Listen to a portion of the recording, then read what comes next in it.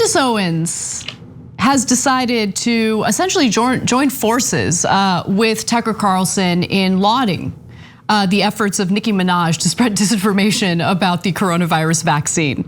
All of a sudden, conservatives who have had nothing positive to say about rappers suddenly have clear admiration for people like Nicki Minaj. So without further ado, let's take a look at Tucker Carlson's conversation with Candace Owens. Right, to see someone who's not afraid in America. There's still a few. I guess it's left to a rapper from Queens, but good for her. Right, it is good for her. And you know what, these are the people, by the way, that when they're running, they go around and they get them to endorse them, right? They go around to Cardi B, they go around to Nicki Minaj, and they try to get them to speak on behalf of them. And Nicki Minaj is not playing that game with them. And now people are seeing in real time what these elitists actually think of them. Look at the way they spoke down to her. She's stupid. The headlines were insane, denigrating her, because at the end of the day, what they actually think, the Democrats, is that these people are stupid. They like to come around every 4 years for the votes, but at the end of the day, they think Nicki Minaj and all rappers are very stupid.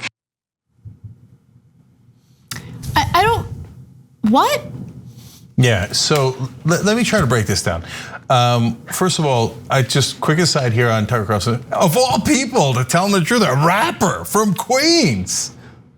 Yeah, why wouldn't it be a rapper from Queens? They get to be unvarnished, so they're more likely to have some raw truth in their music. But apparently that's like bewildering to Tucker while he's pretending to be a friend of the rappers now. Okay, and when I think rapper community, I think Tucker Carlson.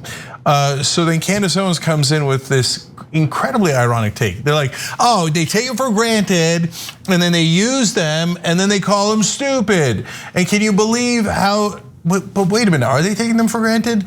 It sounds actually like they're being principled. They're saying, hey, even though you might be on our side, we're gonna call you out anyway because you've got misinformation there.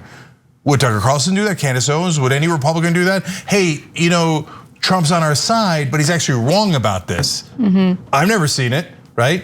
So it's actually what they do that she's projecting onto folks. In fact, Joy Reid, again, I'm no friend of Joy Reid, very literally, but she said, hey, listen, I care about you, I'm a fan of yours, but this isn't right.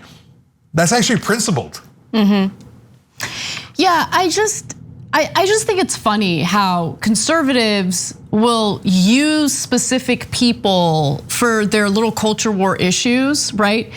And then pretend like they're like standing for like rappers in this case, when in reality, like conservatives have nothing positive to say about rap music or rappers themselves. I was trying to find the details. I think I remember it correctly, but several years ago, there was a magazine cover featuring Nicki Minaj that was incredibly risque.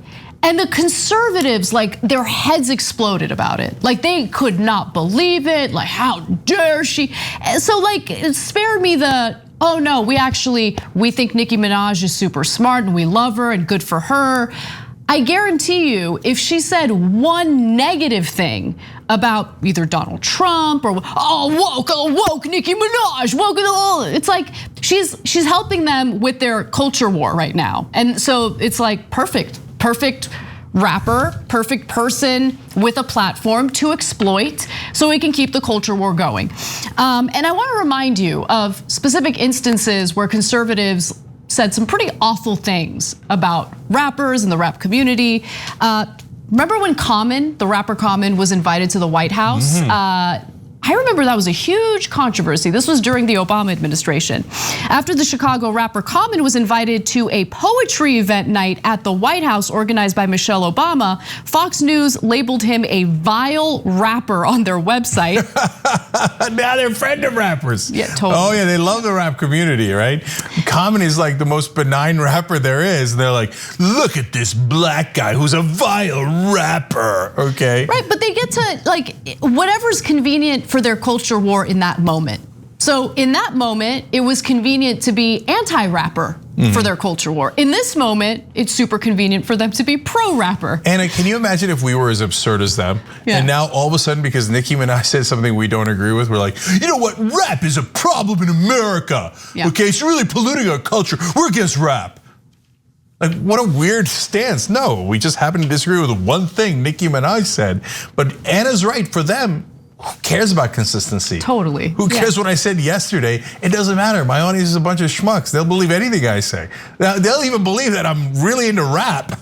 If Tucker Carlson's into rap, and look, he really likes rappers. Come on. And I don't think Nicki Minaj is dumb, right? I think Nicki Minaj is naive because she thinks that a guy who very likely has an STD and very likely lied to his fiance about it and blamed it on the vaccine. I had not thought of that. Genuinely thinks it was because of the vaccine. And look, it's okay. We all have our naive moments. And obviously I'm speculating here, but whatever was going on with that dude, it was not the vaccine, right?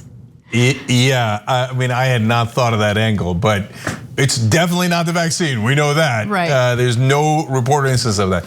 But look, there is one thing, like, I think I do this with the right wing sometimes, and I like Anna said it earlier in the show, and it's a really good point. If you're not a politician, and you're not a media figure like Tucker Carlson, etc.